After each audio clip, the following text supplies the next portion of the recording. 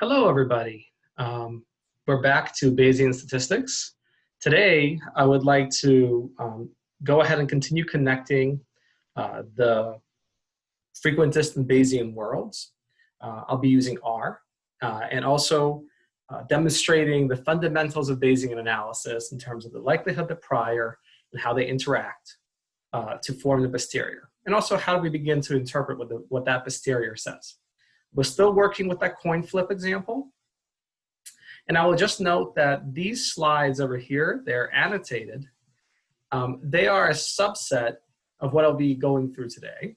The R code that's been posted is, I think, far richer than that. But as you're beginning to sort of understand what the R code is doing, please listen to this lecture and go through the annotations first. Okay. Flipping a coin. So let's go into R. And what we will be doing is what is called grid approximation. We'll be computing the posterior distribution through grid approximation. This method works when we have something like a single parameter, like a probability. And it starts with setting up a grid. So here I have a grid of 500 values for the probability that a coin flip will be a head. And I'm literally taking the number line between 0 and 1, and I'm dividing it into 500 different values. And everything that I do, I'll be doing for each of the 500 different values. And that's the basis of grid approximation. It's great for learning this stuff, and it is never used because as soon as you go to beyond something like 2 parameters, grid approximation becomes untenable. It's just not possible. Also, as you might imagine, it's sensitive to exactly how many divisions you make. But we're just starting out. I have my probability grid. It's just the sequence between 0 and 1. That's just all possible values from what our probability might be. And I've set up a fairly fine grid with 500 different values. So we're going to be collecting data, in several steps. I'll first flip one coin, or I've already done the coin flips. I flip the coin once, twice, 3 times, 9 times, and 18 times. In the Bayesian world, we're thinking of a generative model. So we're thinking of less so of how these 18 coin flips have come to be, but more so how do I describe the process by which the next coin flip comes to be whatever it is, a head or a tail. All right, so numerically speaking, I will have here in line 6, 1 be a head and 0 be a tail. So I actually used random.org to make my coin flips using a Susan B. Anthony dollar. They actually let you pick what coin you want to flip, including some old Roman coins if you're into that. So my first coin flip was a head. So here is my data. It's just a single number right now. It's just 1. What I do next, because I'm a Bayesian, I have to pick a prior distribution. And I am a nervous Bayesian, which I'm a nervous Bayesian. So I'm going to go ahead and pick a nice, uninformative, flat, uniform prior. So you will see here on line 17, I'm using the dunif function, which evaluates my grid of probabilities using the uniform distribution from 0 to 1. So let me set up the problem a little bit using pencil and paper, so to speak. Each of my flips is a Bernoulli from last lecture. It's a Bernoulli with some probability, each flip. And this is the probability of heads. If I go ahead and take the sum of these, so n flips,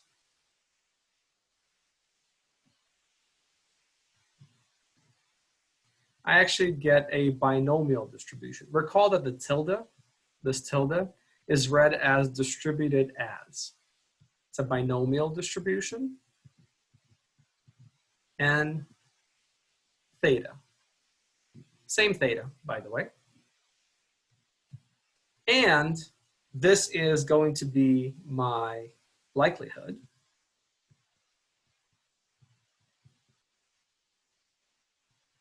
Because I'm being a Bayesian, I need to now specify a prior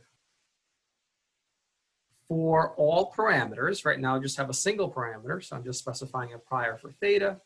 So theta distributed, I'm saying uniform 0, 1, which actually should give us a flat line between 0 and 1. So a student made a very, very good point that although this is in fact considered uninformative, you are allowing for this coin to produce all heads or all tails. So it's these points, I'll have to use my cursor.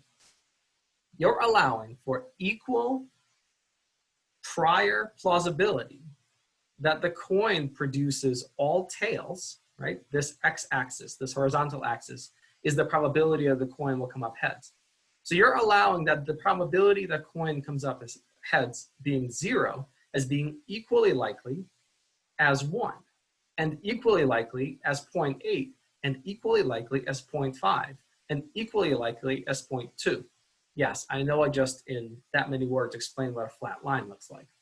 But mathematically speaking, this might be an uninformative or flat prior in that before seeing any data, before observing any data, I am not preloading in any one direction. I'm not presupposing that my coin is fair. I'm not presupposing that my coin is biased towards heads. I'm not presupposing that my coin is biased towards tails. But in trying to be this fair with my prior, I've actually included some pretty silly possibilities in there. Like, do I really think that the coin will produce heads every single time or produce tails every single time? I don't. Or at least it's not as plausible as something in between.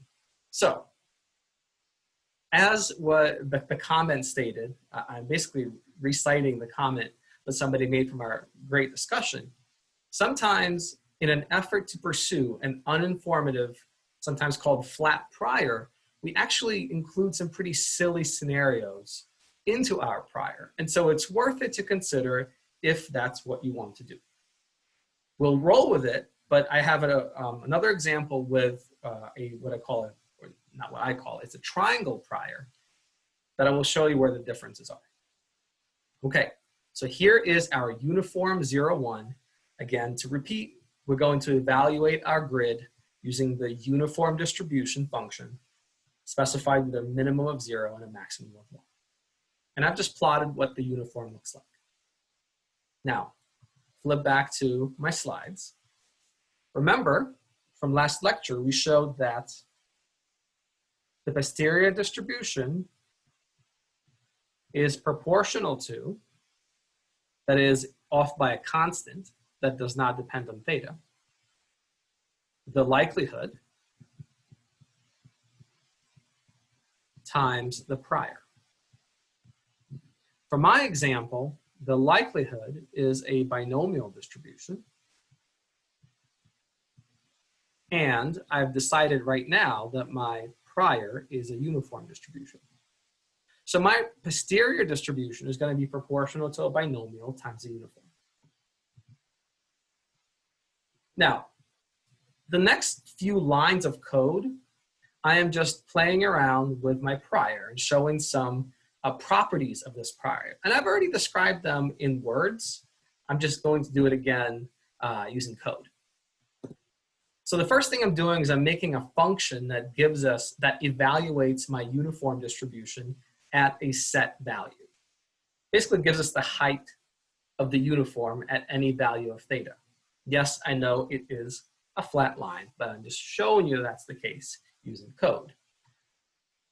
What is returned is not a probability. Because when we evaluate a density function, what is returned is what's called a density.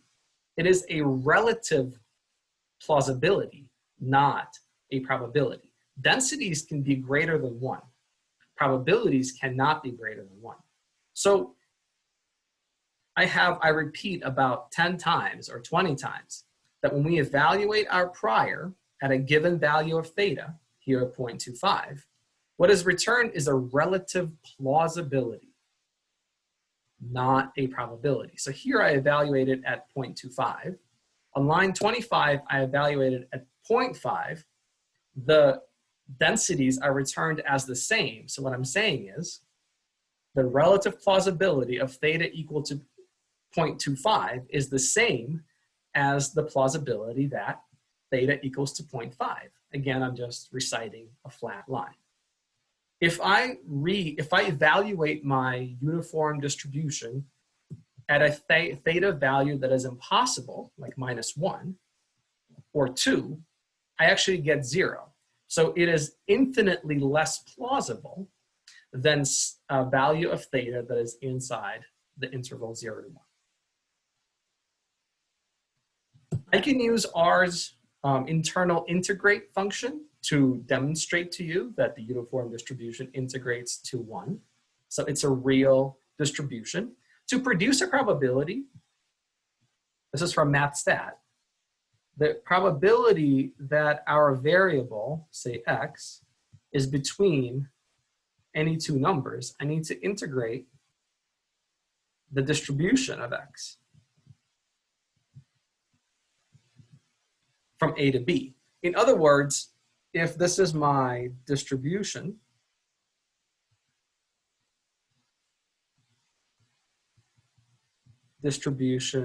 of x. So if this is my distribution, and this is A and B, the probability that x is between A and B is just the area under the distribution curve. And so to formally find the probability, right, this is the probability that our variable is between two values, A and B, I need to perform integration. In R, this is what integration looks like, lines 30, 31, and 32. So if I integrate the entire uniform distribution over all of its possible values, and it is a valid distribution, I get 1. The probability, that's what makes it a valid distribution. If I integrate just from a 0 to 0.5, you can kind of reason it out that this is going to be a half, right? I take a square and I take half of it. You know, area under the full square is half the square. Yep, this is half with error of essentially 0. If I integrate from 0.25 to 0.5, I get 0.25. I know this is silly and this is overkill, but I hope that to build some type of intuition as we work with these densities. Intuition around MathStat. We're not a MathStat class, and a MathStat class is not required. So I keep trying to kind of touch back on some MathStat basics, such as this property, and then show you how to evaluate it without making us integrate. In this case, using the integrate function. Okay, to recap. If you evaluate a prior at a given value of the parameter, you do not get a probability back. You get a relative plausibility. To get a probability back, you need to integrate your prior from somewhere to somewhere. If you integrate over all possible values, you get 1. And then you can integrate, for example, smaller and smaller bounds. If I integrate between two numbers that are basically very, very close to one another, this integration will produce something that is very, very close to 0. All right, I'm back to here. I need to specify a likelihood for my data. So we just talked about the fact that every flip is a Bernoulli. The sum of n flips is a binomial. So remember, I'm just working right now with just my first flip that happened to be a head. And here is my likelihood on line 39. Here's my likelihood where I am evaluating the D binom, which is the binomial distribution.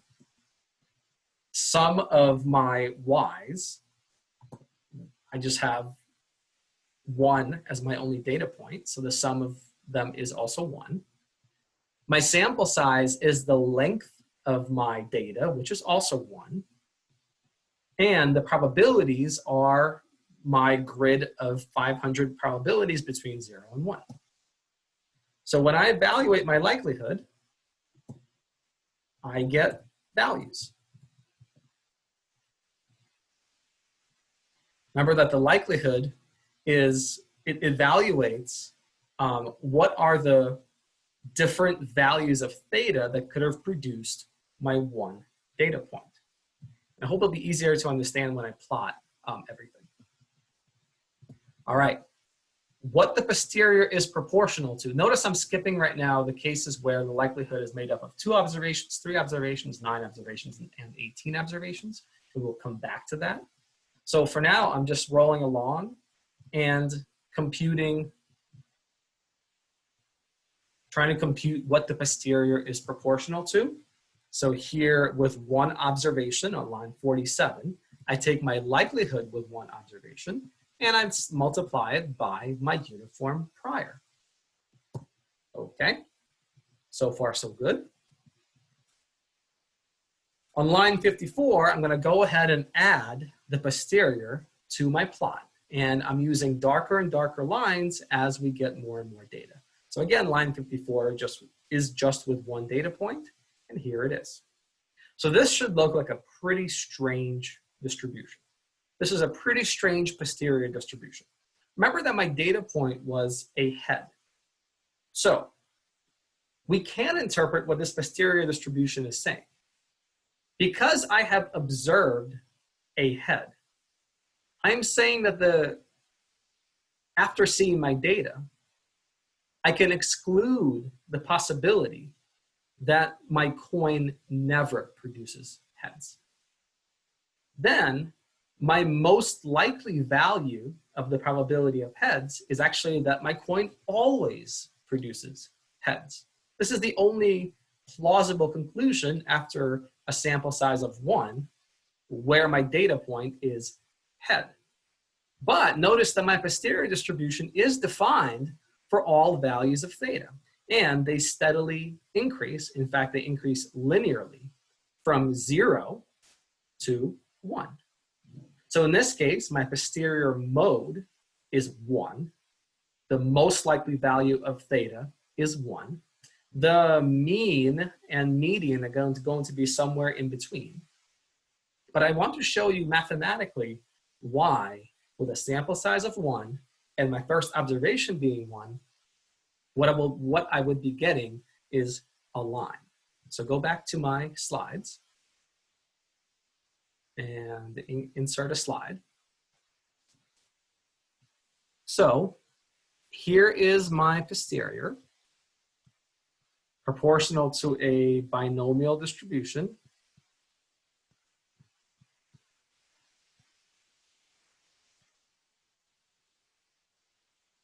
Scaled by a uniform 0, 1. Okay, so I know how to write out the uniform 0, 1. It is just this. If this is A and B, then a uniform distribution is nothing more than 1 over B minus A. So yes, this entire thing is just the number 1. This is my prior. It adds nothing. If you recall from this image,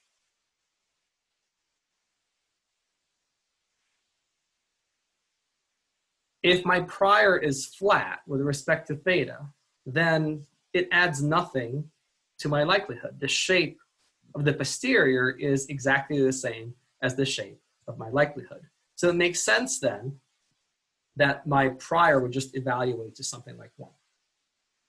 All right, what was my data? I flipped the coin once, and my flip was a head. Okay, so I can start to work with the left-hand side of my posterior, so to speak. So theta to the sum of y's are just 1. 1 minus theta, n equals to 1, and my sum of y's is 1. Again, I flipped the coin once, and my coin flip was a head, and so I'm recording 1 for every head and 0 for every tail.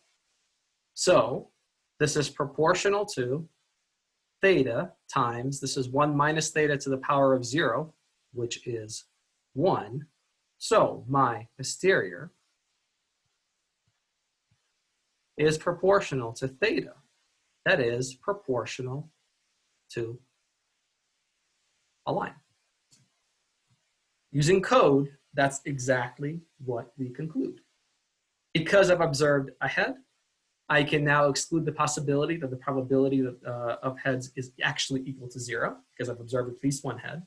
And the posterior says that given my data, the most likely value of theta is actually 1, that the coin always produces heads. Cute. So let's see what happens as we collect our second observation. Go up here to line 8, and my second flip was actually a tail. So now I have 2 observations in there, a head and a tail, and so that's a 1 and a 0. Let's go back to the mathematics and see if we can figure out what to expect when we plot everything. Notice I'm not going to touch the prior because I didn't change what my prior was. I've just collected a second data point. So now, what my data looks like is that I have y1 equals 1 and y2 equals 0. So sample size of 2. My sum of y's, 1 plus 0 is 1.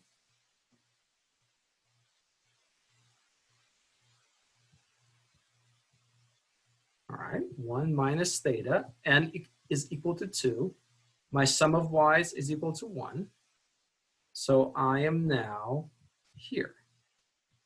So my posterior distribution, given y1 and y2, is now proportional to this quantity right here. To help you see what's going on, I'm just going to distribute theta. It's a parabola. And it is concave down because of this sign. So what we're hoping for is once I complete my code, if I didn't make any errors, what I'm going to get is what looks like a nice parabola that is concave down. Let's hope. Hope springs eternal. Here is my data, y2. I'll just replot my prior, but it didn't change. It's still a uniform distribution between 0 and 1. Here is my new likelihood. I'm now going to evaluate the binomial likelihood, where the sum is 1. That's 0 plus 1. My sample size is 2, and I'm going to evaluate it over my grid. All right, there's my likelihood. I'm a Bayesian, so what my posterior is proportional to is my likelihood with 2 observations times my prior. All right, run that code right there. And now I'm going to just remind us what our previous posterior looked like and what my new posterior looks like. This is fascinating. First of all, this is exactly what we were expecting. A nice parabola that is concave down. Go back to the math. We were expecting this function right here, and we got this function right here. But let's interpret it in the same ways as we interpreted that line. I have now observed in my data both a head and a tail. So my posterior now eliminates 2 possibilities. That my coin will always produce tails, never produce heads. And I can also eliminate the possibility that my coin always produces heads and no tails. I've produced one of each. So my posterior goes to 0 at the two ends. My prior allowed for that to be an outcome. But once I observed two observations, we have began to concentrate the posterior and specifically now exclude these two outcomes. The most likely outcome is 0.5. Remember that the maximum likelihood estimate is just the average. If I take the average, yes, I know, I don't have to use this, but if I take the average of my data, it's 0.5, and that is the most likely value of theta. It also happens to be the mean and the median. So let's do one more. Let's do one more slowly. Let's take a third flip. I had my third flip, and my third flip was a head. So that means my data now looks like this, a 1, 0, and a 1. If I go back to the math. Whoops.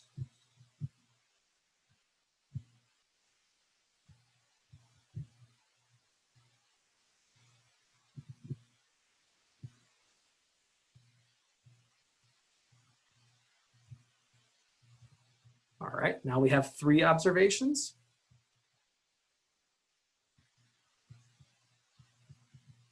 My sample size is now 3. All right, my sum of y's is now 1 plus 0 plus 1, which is 2. Notice it doesn't matter in what order I observe these. When we add stuff together and we multiply stuff together, it doesn't matter what order we do it in. My sample size is now 3 minus 2. Theta 2 comes down here. And I get that. And now I get a different polynomial. Whoops. I don't know how I got that. I was thinking ahead. That's how I got that. So now my posterior will look like something that resembles a third-degree polynomial.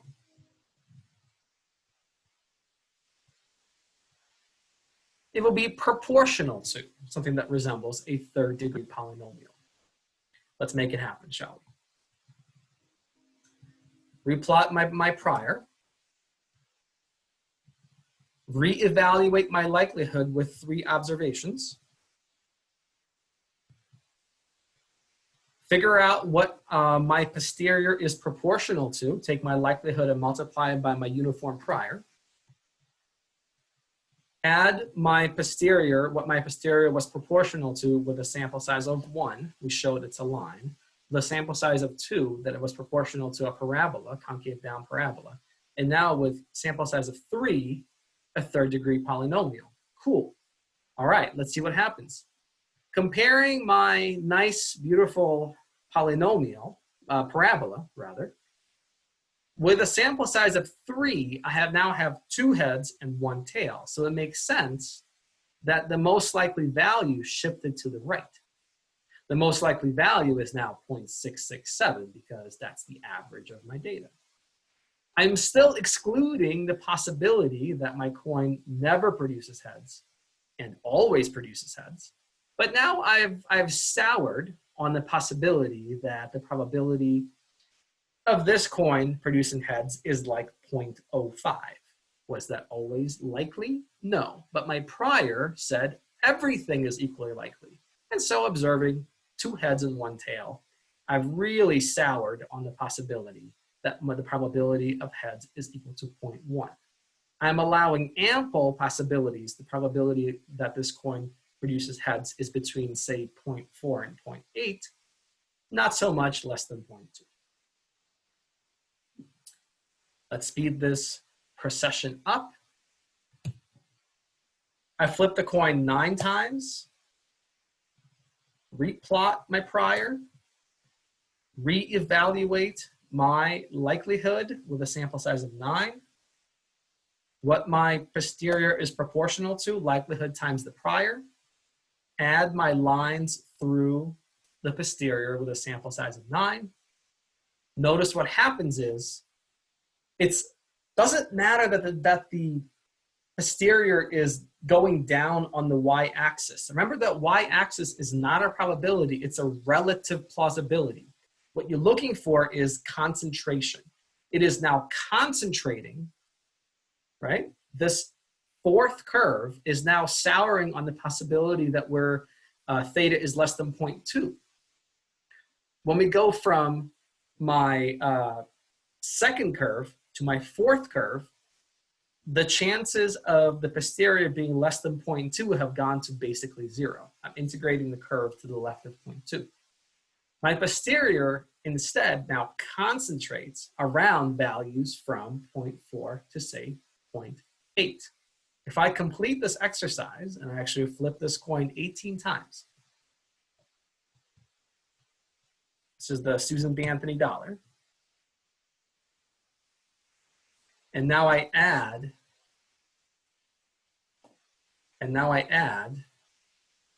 that posterior with a sample size of 18, you will notice that that has now concentrated further around values roughly between 0.4 and 0.8. Where is a fair coin? Well, that's at 0.5. We're still a fair coin is still very, very plausible under my posterior with a sample size of 18. But the range of values has now concentrated because I have observed 18 pieces of information. All right, that was with a uniform distribution, and that's not particularly interesting because we know from this slide that very little happens when you use a uniform prior. You still get the benefit of getting credible intervals. You're still getting the benefit of being able to use the posterior distribution to make probabilistic statements.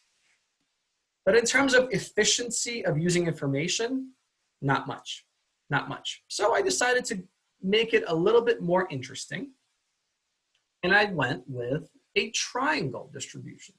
Now, a triangle distribution, it's also called a tent distribution, is kind of looks like what you would expect, but it is a heck of a lot more informative than a uniform 0-1.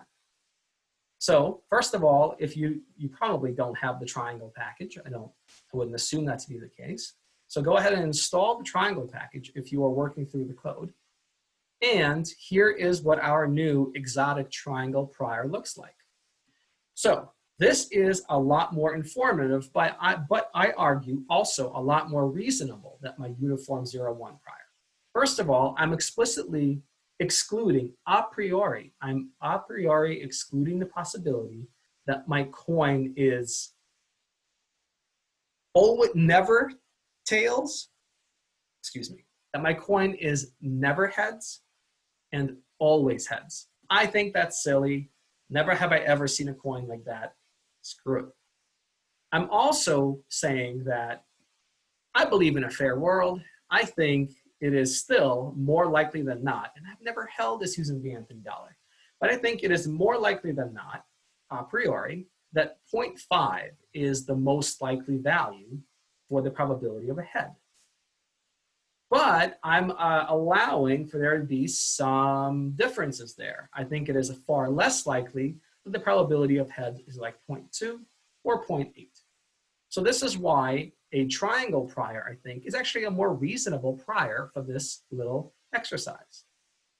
First of all, I'm demonstrating that, again, if we evaluate our prior at different values of theta, we do not get probabilities back. If I'm evaluating the prior at 0.25, I obtain 1. If I am evaluating the prior at 0.5, I obtain 2. That should stop you and show you that 2 is not a probability, right? So we're looking at density. We're looking at relative plausibility. And in fact, what we're saying is, the way I've specified this prior, a value of 0.5 is twice as plausible as a value of 0.25. But a value of 0.25 is equally plausible as a value of 0.75. Relative plausibility, not probability. If I evaluate my prior at a value that is impossible, like 5, I still get 0. Okay, is this a real distribution? Well, I can integrate my triangle prior from 0 to 1, and I get 1. So yes, this is in fact a real distribution. But it is a little bit more interesting than a uniform distribution. And for example, the probability of us falling into this first triangle is 0.125, which is 1 out of 8.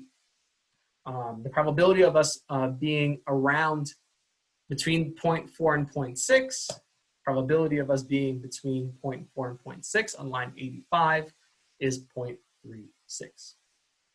So this curve, this triangle prior, represents my presumed state of the universe before any data is obtained. Now, all that's changing on lines 90 through 94 is the prior. It's what I'm scaling this likelihood by that is changing. My likelihood doesn't change because my data hasn't changed. This is consistent with the mathematics. Look, I am holding my data constant. I'm looking at the distribution of theta given a certain data set. So my likelihood doesn't change. What did change was, this is worth it to write out. So now my new world is this. Now I have, say, 18 or so observations in there. It's proportional to a binomial, 18 theta, times a triangle distribution. And a triangle distribution has 3 parameters. These are called hyperparameters, that is, parameters of parameters.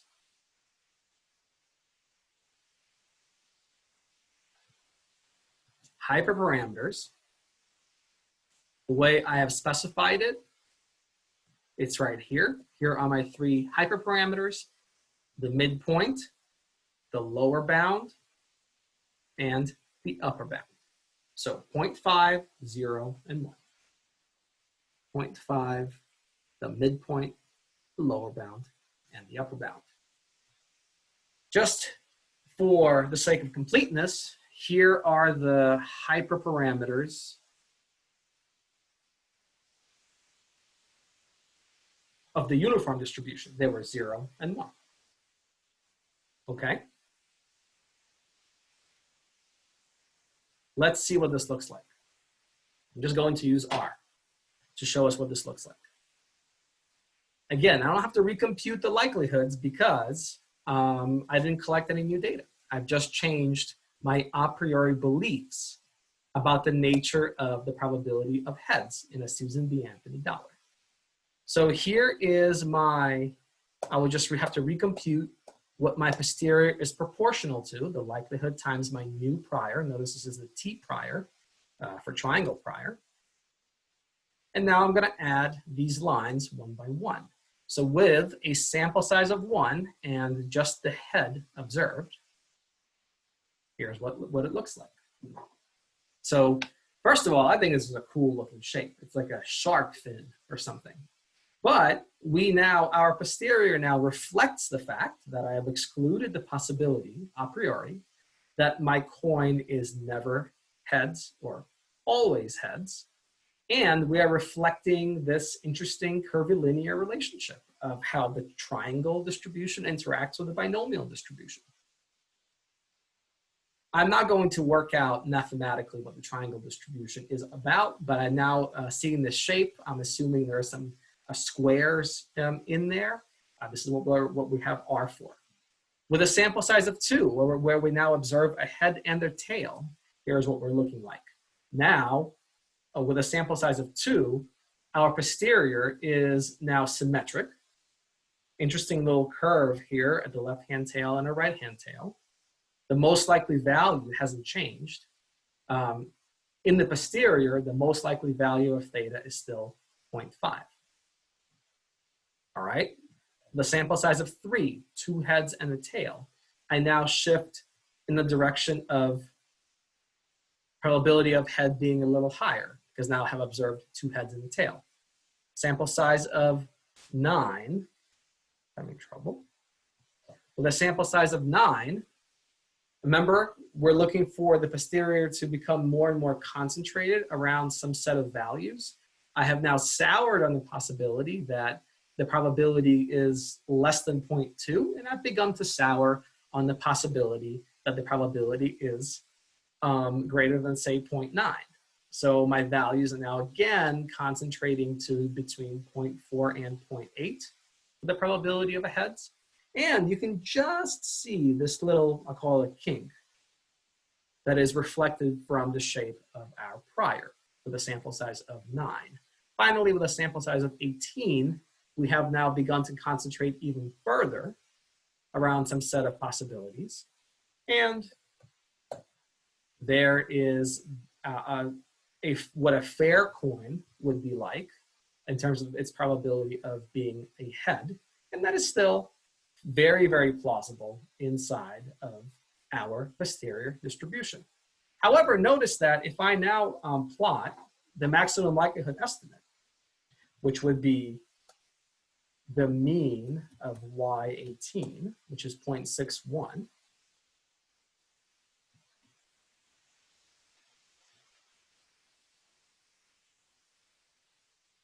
the highest point of my posterior is closer to 0.5 than the maximum likelihood estimate. They are no longer in perfect agreement because now my triangle prior is exerting its influence on my likelihood, even with 18 observations. My posterior mode is probably somewhere like 0.58 because a priori, I assigned the highest a priori value to be 0.5. So priors can matter. Now, of course, if I continue to flip this coin 1,000 more times, well, the posterior would keep concentrating around a smaller and smaller range of values, and I frankly don't know what would happen because I don't know much or anything about the Susan B. Anthony dollar. Now, I wanted to close with a classic figure that you see appear on websites and in textbooks. I don't think our textbook has this exact figure, but if you read any other Bayesian textbook, you will probably run into this kind of figure. It's a figure that plots the prior, the likelihood, and the posterior, all for the same data set. So here is the prior again. I have to give you a legend. Here is the likelihood, and I'm doing this with a sample size of 3, but you can try others. If you want to see what it looks like with 18, go ahead and plug in the likelihood with 18. And here is what the posterior is proportional to. If you want to see 18, go ahead and plug in here the posterior, what the posterior is proportional to with a sample size of 18.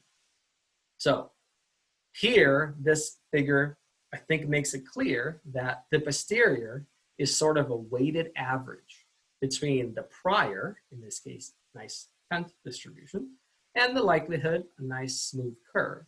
So you can see that our posterior is sort of averaging out the difference between what we observe and what we believe a priori. Okay, so this is the end of our first unit, very exciting. There is a supplement of things below where I prove to you guys using a number of ways that the posterior is a real distribution. You're not required to look at this. There's a few functions in there because the integrate function in R requires that the input be a function. You can just take a look at it, read it, peruse it as you see fit. But as far as the material for our first unit, we are officially done. It's very exciting. We'll have our first synchronous activity on Tuesday. So I am, for one, very much looking forward to that. So thank you all so much for your attention. Have a great week. Thank you, guys.